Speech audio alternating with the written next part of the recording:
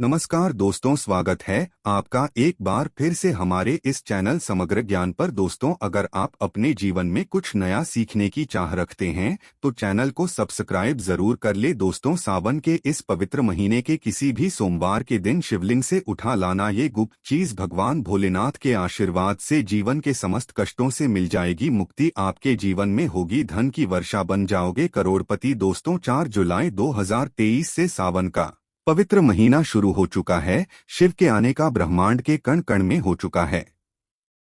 आपको बता दें, सावन का समापन 31 अगस्त 2023 को होगा। सावन का पवित्र महीना भगवान भोलेनाथ को समर्पित होता है। कहा जाता है कि इस पवित्र महीने में जो भी भगवान भोलेनाथ की सच्चे दिल से विधि विधान से पूजा पाठ करता है, भगवान भोलेनाथ उसकी हर मनोकामना को पूर्ण कर देते हैं। परंतु दूसरी तरफ अगर कोई मानव शिव पुराण के अनुसार सावन के इस पवित्र महीने के किसी भी सोमवार के दिन शिवलिंग से गुप्त चीज उठाकर लाता है और अपने घर पर स्थापित कर देता है, जिसके बारे में हम आपको इस वीडियो में बताने जा रहे हैं, तो कभी भी उस मानव के घर में धन धन्य की कमी नहीं होती। उस मानव को अपने जीवन के समस्त तरह के दुखों से मुक्ति मिलती ही मिलती है। उस मानव की कोई भी मनोकामना हो वो भगवान भोलेनाथ के आशीर्वाद से पूरी हो जाती है। दोस्तों, सावन के इस पवित्र महीने में आप ये देखेंगे कि जितने भी शिव भक्त होते हैं वो भगवान भोलेनाथ की भक्ति में लीन हो जाते। जितने भी शिव भक्त होते हैं वो भगवान भोलेनाथ की भिन्न भिन्न तरह से पूजा आराधना करते हैं।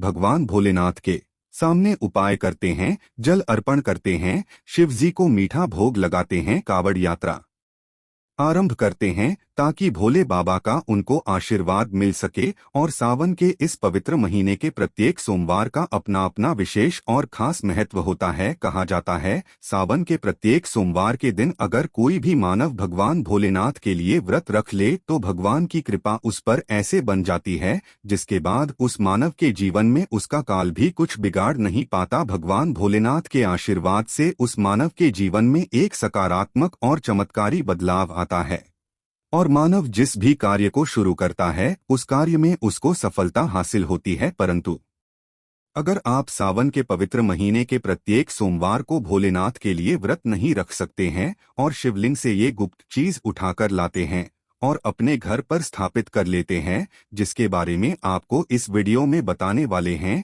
तो दोस्तों मान के चलें आपके घर में कभी भी धन धने की कमी नहीं होगी। आपको अपने जीवन के समस्त तरह के दुखों से मुक्ति मिलेगी ही मिलेगी। भगवान भोलेनाथ की असीम कृपा आप पर सदैव बनी रहेगी। दोस्तों, जिन चीजों के बारे में हम आपको बताने जा रहे हैं, जिनको आपको शिवलिंग से किसी भी सोमवार के दिन उठाकर लाना है और अपने घर पर स्थापित करना है, ये शिव पुराण में वर्णित बातें हम आपको बताने जा रहे हैं। और सही मुहूर्त पर विधि विधान अगर सावन के इस पवित्र महीने के किसी भी सोमवार के दिन आप शिवलिंग से वो गुप्त चीज उठाकर लाते हैं और अपने घर पर स्थापित करते हैं तो आपकी कोई भी मनोकामना हो, जैसे लंबे समय से आप नौकरी की तैयारी कर रहे थे तो आपको नौकरी लग जाएगी, आपका बंद व्यापार चल पड़ेगा, आपके जीवन में धन आना शुरू हो जाएगा, धन आने के सारे रास्ते खुल जाएंगे। अगर आप आर्थिक कष्टों में फंसे हुए थे तब ऐसे में आपको आर्थिक तंगी से मुक्ति मिल जाएगी। आपने जो कर्जा लिया हुआ था, जिसके बोझ दबे हुए थे,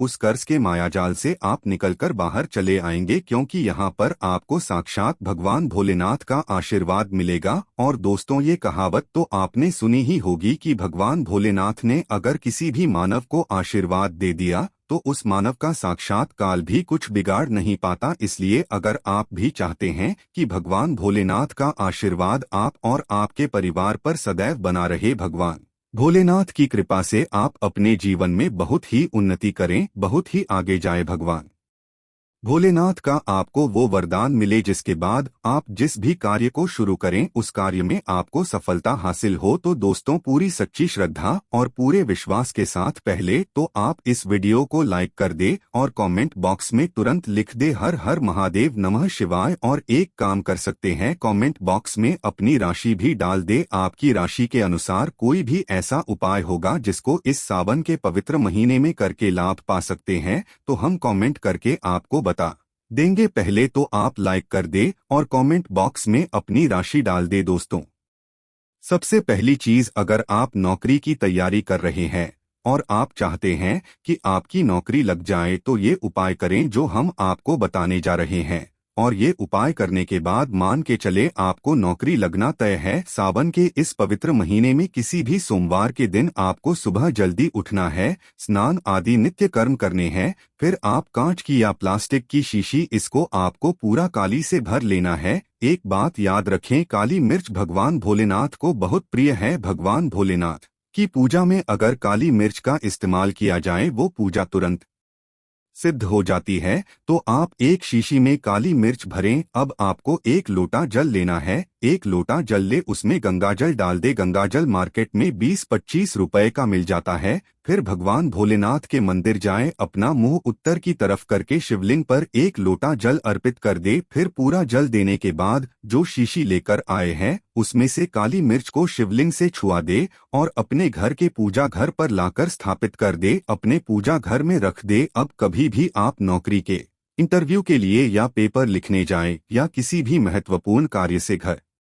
से बाहर निकले तो इस शीशी से एक काली मिर्च उठाकर अपनी जेब में रख दे और फिर उस कार्य के लिए जाएं। आपकी नौकरी लगने में कोई भी बाधा आ रही थी तो उस बाधा को काली मिर्च सोख लेगी और आपकी मनचाही नौकरी लग जाएगी। इसको अंधविश्वास मत समझना, ये प्राचीन काल के समय का महा उपाय है। शिव पुराण के अध्याय नंबर 54 में भी इस उपाय के बारे में वर्णन है। ये उपाय साक्षात प्रमाण है आपकी कामयाबी का। शास्त्रों में लिखा उपाय कभी खाली नहीं जाता, 100% मानव को बलवान और कामयाब बना देता है। आप चाहे तो वहां से भी पढ़ सकते हैं। ये उपाय करने के बाद अवश्य ही आपकी नौकरी लगेगी। इस उपाय को करके कई लोग अच्छी अच्छी सरकारी नौकरियां पा चुके हैं, परंतु ये है कि सच्ची श्रद्धा से ही इस उपाय को करना चाहिए। मन में कोई शंका नहीं होनी चाहिए। सच्चे हृदय से भगवान शिव का स्मरण करते हुए कोई भी उपाय या कार्य करते हैं तो उसमें कई गुना बल आ जाता है, शक्ति आ जाती है,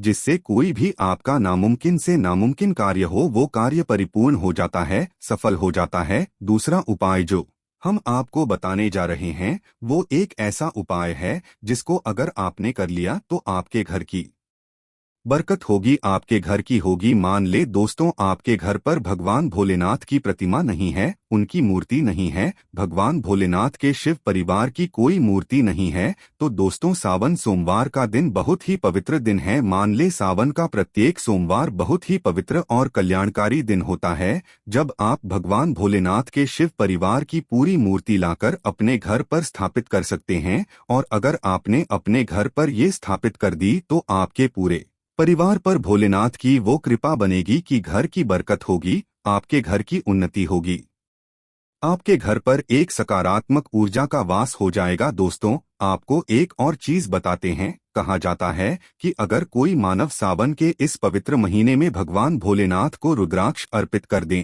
तो भगवान भोलेनाथ की कृपा उस पर बन जाती है। या फिर सावन के महीने में आप किसी भी सोमवार के दिन एक रुद्राक्ष की माला लेकर भगवान भोलेनाथ के मंदिर जाएं। शिवलिंग पर पहले एक लोटा कच्चा दूध चढ़ाएं, फिर उस शिवलिंग से रुद्राक्ष छुआ कर धारण कर ले। इतना अगर आप कर ले तो दोस्तों मान के चले रुद्राक्ष की माला धारण करने के बाद भगवान भोलेनाथ की आप पर असीम कृपा बनी रहेगी। शायद ये बात आपको नहीं पता है, जब भगवान भोलेनाथ के आंसू धरती पर गिरे थे तभी उनसे ही रुद्राक्ष की उत्पत्ति हुई थी। और रुद्राक्ष का इस तरह आपने उपाय कर लिया जैसा कि हमने आपको बताया है, या तो आप रुद्राक्ष की माला धारण कर ले या इसको लाकर अपने पूजा घर में स्थापित कर दे और इसकी पूजा प्रत्येक सोमवार ना करें। इतना करने भर से केवल आपके जीवन में ही नहीं आपके पूरे परिवार के जीवन में एक सकारात्मक बदलाव आएगा। भगवान भोलेनाथ के आशीर्वाद से आप सब अपने जीवन में बहुत ही आगे जाएंगे,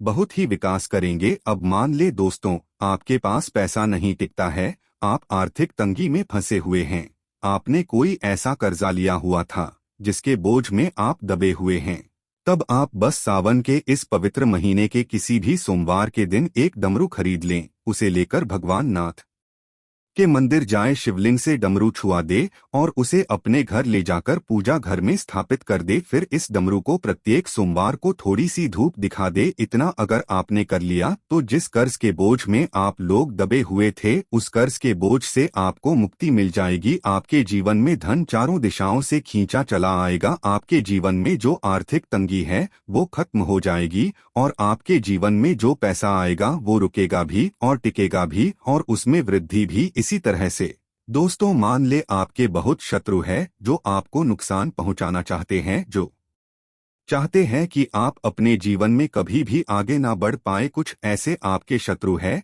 जो आपको घर पे नुकसान पहुंचाना चाहते हैं। तो आपको इस पवित्र महीने के किसी भी सोमवार के दिन मार्केट से एक पीतल का त्रिशूल खरीदना है। त्रिशूल लेकर भोलेनाथ के मंदिर जाएं और भगवान शिव की प्रतिमा के दाएं चरण से उस त्रिशूल को छुआइए और उस त्रिशूल को अपने घर के पूजा घर में स्थापित कर दे। भले आपके लाखों आपके खिलाफ खड़े हों, आपका एक बाल भी बांका नहीं कर पाएंगे, क्योंकि हम आपको वीडियो के शुरुआत में ही बता चुके हैं, यदि भगवान भोलेनाथ ने किसी को एक बार आशीर्वाद दे दिया तो उसका साक्षात काल भी कुछ बिगाड़ नहीं सकता। इसी तरीके से दोस्तों, मान लें आपके पीछे आपका दुर्भाग्य पड़ा रहता है, आप इस चीज को लेकर बहुत ही परेशान रहते हैं, उखड़े उखड़े से रहते हैं, आप चाहते हैं कि आपका दुर्भाग्य आपसे दूर चला जाए, तो सावन के पवित्र महीने के किसी भी सोमवार के दिन आप 2 खरीद कर लाए और अपने घर के पूजा घर में किसी भी ग्रंथ में दबा करके रख दे। कहा जाता है कि सावन के इस पवित्र महीने में मोरपंख लाकर घर में रखा जाए तो इससे आपका भाग्योदय हो सकता है। आपका दुर्भाग्य हमेशा के लिए आपको छोड़कर चला जाता है और अपने जीवन में आप बहुत ही आगे चले जाते हैं, बहुत ही सफल हो जाते हैं। दोस्तों, इससे कालसर्प दोष भी समाप्त हो जाता है। कालसर्प दोष जब मानव पर लगता है तो मानव का बुरा हाल हो जाता है, नवग्रह खराब, शनि दोष लग जाता है, कर्ज भी बढ़ जाता है। इसलिए मोरपंख को किसी भी ग्रंथ में दबाकर अवश्य रखे। तीसरा उपाय है, शिवलिंग पर अगर दूर्वा घास अर्पित की जाए तो भगवान शिव आपको धन दौलत से मालामाल कर देते हैं। शिव परिवार सहित आपके ऊपर कृपा बरसती है। भगवान गणेश सुख समृद्धि से आपको परिपूर्ण कर देते है। आपके घर में कभी भी पैसों की कमी, धन दौलत की कमी कभी नहीं होती, गरीबी कभी नहीं आती। गरीबी भूल जाती है कि घर का रास्ता अब जान लेते हैं। सामंत सोमवार के व्रत में क्या खाना चाहिए और क्या नहीं खाना चाहिए। अगर आपने सोमवार का व्रत रखा है